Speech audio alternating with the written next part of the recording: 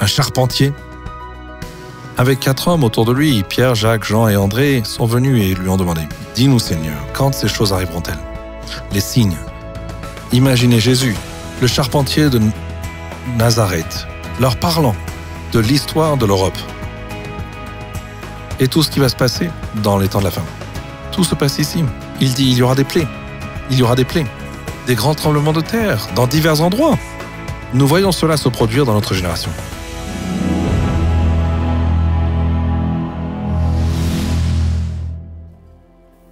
Mon regard, Joseph, va au-delà de vous vers le mont Moria.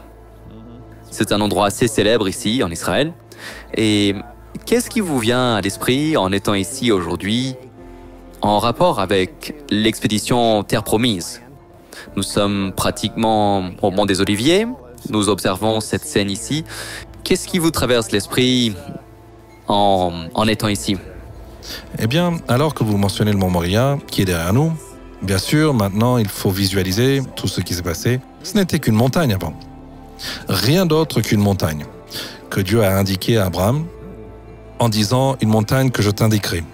Et prends ton fils unique, celui que tu aimes, et emmène-le sur la montagne. » Pourquoi cette montagne? Pourquoi n'aurait-il pas simplement sacrifié sur l'une des montagnes d'Hébron? Il était à Hébron. Pourquoi n'a-t-il pas fait? Parce que c'est un voyage de 3 jours. Et je te montrerai la montagne. Et le mot Moria en hébreu signifie aussi voir. Voir la provision de Dieu, ou Dieu voit, Moria. Et quand il a vu cette montagne, il a amené son fils ici. Voilà comment cela s'est passé. Il s'apprêtait à plonger la lame dans son fils. Le Seigneur l'a arrêté. Et le Seigneur lui a dit « Maintenant je sais que tu m'aimes, que tu me crains, car tu n'as pas retenu ton fils unique, le fils que tu aimais. » Alors tout ce temps, dans l'Esprit de Dieu, il allait envoyer son fils, le fils qu'il aimait, à cet endroit. Il n'a pas voulu le fils d'Abraham parce qu'il y avait du péché dans le sang. Il ne ferait pas un sacrifice parfait. Mais tout le long, le Père avait en tête le bélier qui s'était pris derrière, quand il allait plonger, la lame dans Isaac. Dieu lui a dit « Offre ce bélier ». Et le bélier s'était pris par les cornes. Et quand un bélier est pris par les cornes et qu'il se retire du buisson, que voyez-vous? Une couronne d'épines. Et c'est le bélier qu'il a offert, au lieu d'Isaac, ici sur cette montagne. Et je crois que quand vous regardez en arrière sur Abraham et vous regardez cette montagne, il a vu le calvaire dans une vision. Comment le sais-je? Parce que Jésus a dit aux pharisiens, avant Abraham, Abraham s'est réjoui de voir mon jour. Et ils ont répondu, tu n'as même pas encore 50 ans et tu as vu Abraham? Il dit, avant qu'Abraham fût, je suis. Le nom du Dieu du buisson ardent. Je suis. Non pas j'étais, je suis. Donc, c'est ici que le Fils de Dieu a donné sa vie pour nous en dehors des portes de Jérusalem. C'est ici que le Saint-Esprit est venu le jour de la Pentecôte. Vous pouvez voir le mont Sion, cet endroit là-bas, avec ce sommet pyramidal bleu et cette structure. Quelque part ici, aussi, nous savons que Nebuchadnezzar a fait un siège autour de cette zone pendant 70 ans. Israël était en captivité, mais leur cœur aspirait toujours à voir ceci. Et vous et moi, nous sommes ici. Nous ne devrions jamais prendre cela à la légère. Les Juifs du monde entier, tout au long de l'histoire, disaient l'an prochain à Jérusalem. L'an prochain à Jérusalem. L'an prochain à Jérusalem. Mais la terre n'était pas encore prête.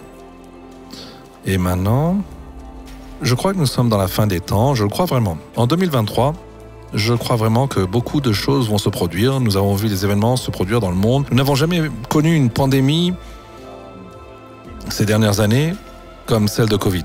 C'est global, totalement. Le monde entier est affecté par cela. Ici, sur cette montagne, j'essaye d'imaginer, si vous pensez à lui, un charpentier. Avec 4 hommes autour de lui, Pierre, Jacques, Jean et André sont venus et lui ont demandé « Dis-nous Seigneur, quand ces choses arriveront-elles » Les signes. Imaginez Jésus, le charpentier de Nazareth, leur parlant de l'histoire de l'Europe. Et tout ce qui va se passer dans les temps de la fin. Tout se passe ici.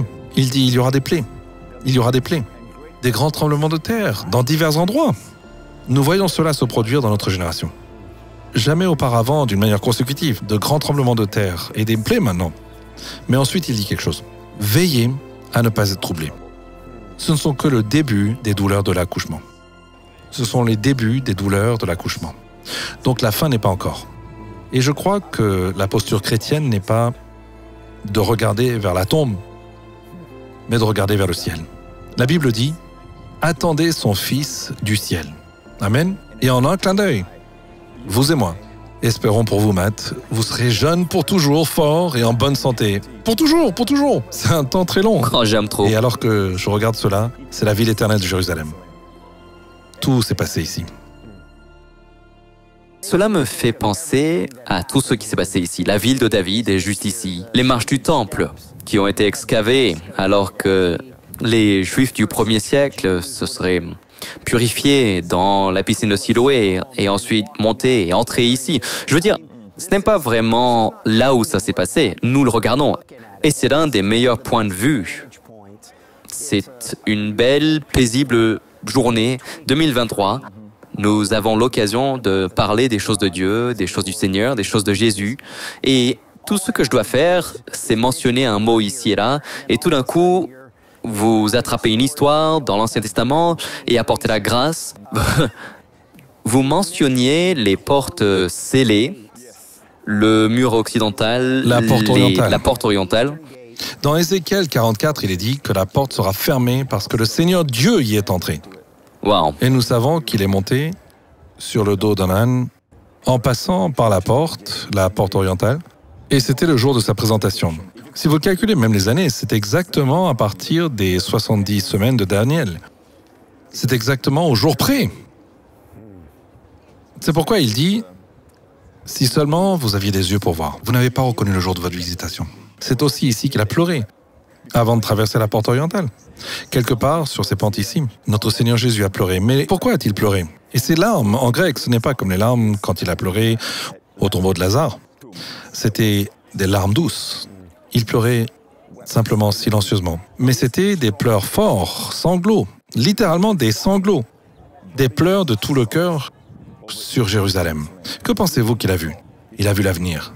Il a vu comment cela se... C'est le langage de notre Seigneur. Il dit « Je vous aurais réunis comme une mère poule aurait réuni ses poussins. Et vous ne le vouliez pas. » Ainsi, la protection a été offerte. Mais vous ne pouvez pas rejeter celui qui est la protection et vous attendre à être protégé.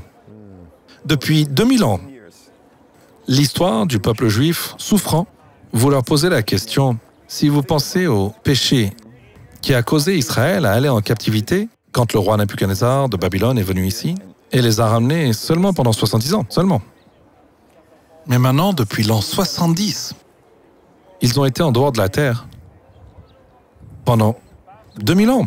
Quel était le péché? Wow. Ils n'ont jamais commis l'adultère à nouveau quand ils sont revenus. Quel était le péché? Jésus dit, vous ne me verrez plus jusqu'à ce que vous disiez Baruch haba beshem Adonai. Béni soit celui qui vient au nom du Seigneur. Et il leur dit quelque chose. Quand il pleurait sur eux, il a dit ceci. Comme je voudrais vous rassembler, comme une mère poule rassemblerait ses poussins, mais vous ne voulez pas. Voici votre maison.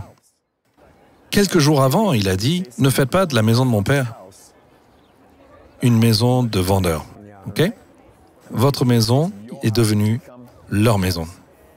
Ce n'est plus la maison du Père.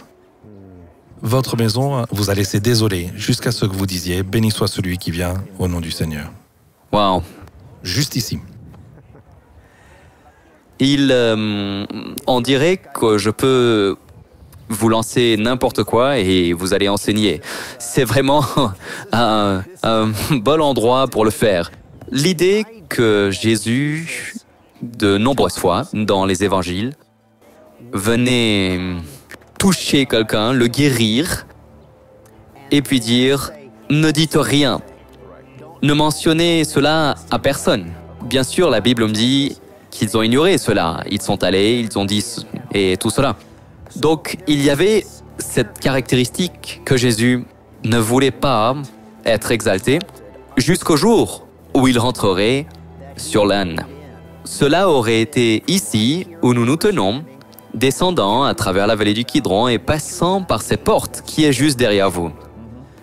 Alors, expliquez la différence entre dire aux gens de ne rien dire sur les actes miraculeux du Messie et ensuite permettre la célébration du roi des rois. Que se passe-t-il là?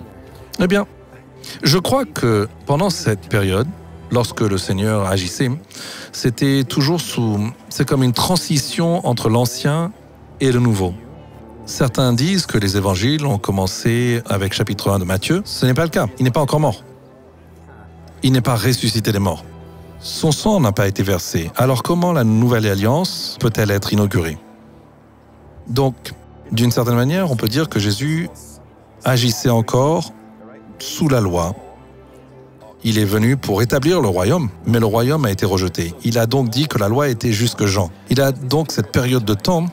Par exemple, il dirait « N'allez pas sur le chemin des gentils ». C'est étrange. Ne vaut-il pas que l'évangile soit prêché partout? Mais il a dit à ses disciples « N'allez pas dans le chemin des gentils, mais plutôt aller aux brebis perdues de la maison d'Israël ». Son premier appel était à Israël. Et il savait que s'ils allaient faire connaître les Juifs qui étaient ici, s'ils faisaient connaître ces miracles et tout cela, les gens viendraient pour les miracles. OK? Et ne verraient pas son mandat en tant que leur Messie, leur Sauveur. Tout comme, par exemple, quand ils sont venus à Jésus dans Luc 14. Ils sont venus à lui. Des multitudes l'entouraient. Il s'est retourné. C'est ainsi qu'on perd du monde, Matt. En disant cela. Je Si l'un de sais vous déjà vient- faire ça. Vous pouvez vous retourner et leur dire. Et Jésus s'est retourné. Il y a une foule. Regardez, nous voulons tous cela, n'est-ce pas? Il y avait une foule. N'importe quel rabbin aimerait avoir ça.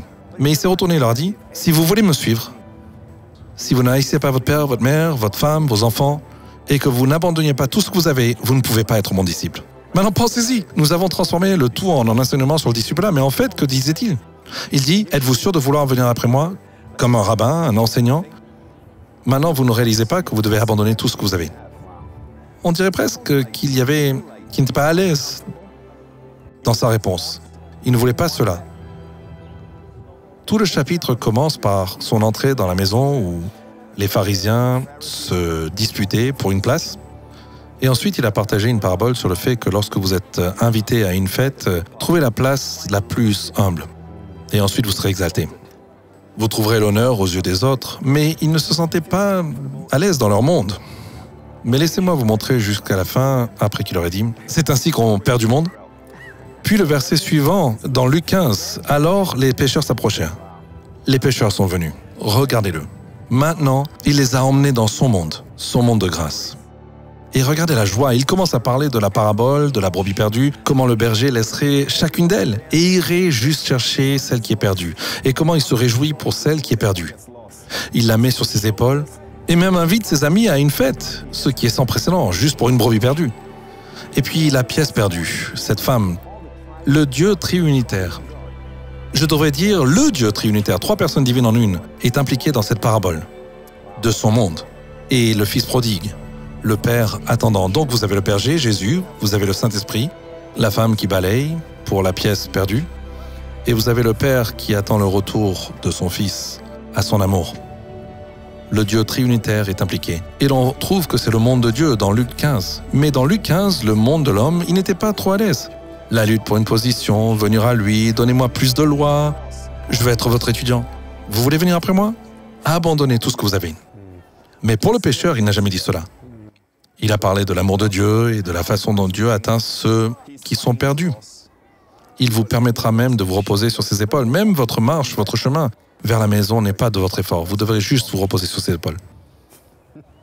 La grâce est venue, maître. Tout ce que vous savez à faire, tout ce qu'il faut faire, c'est juste un petit coup de pouce à Joseph Prince. C'est un juste petit coup. Et d'un coup, vous recevez ces grands enseignements. Quel merveilleux endroit. Vos dernières pensées sur cet endroit en regardant ce que nous voyons ici. Ce n'est pas simplement un lieu historique, c'est un endroit futur. Quand vous êtes ici et que Jésus revient, tout d'abord, l'enlèvement peut venir à tout moment, la venue imminente de notre Seigneur. Mais quand il revient pour Israël, il sera sur cette montagne ici, où nous sommes. C'est l'avenir. Et cette montagne sera fendue en deux. Et il viendra et il jugera les nations dans la vallée de Josaphat, juste en bas. Toute la topologie va changer. Et de l'eau va sortir de sous le mont des Oliviers et aller directement vers la mer Morte. Et une partie de la mer Morte sera guérie. L'autre partie restera, vous savez, non guérie, comme elle l'est.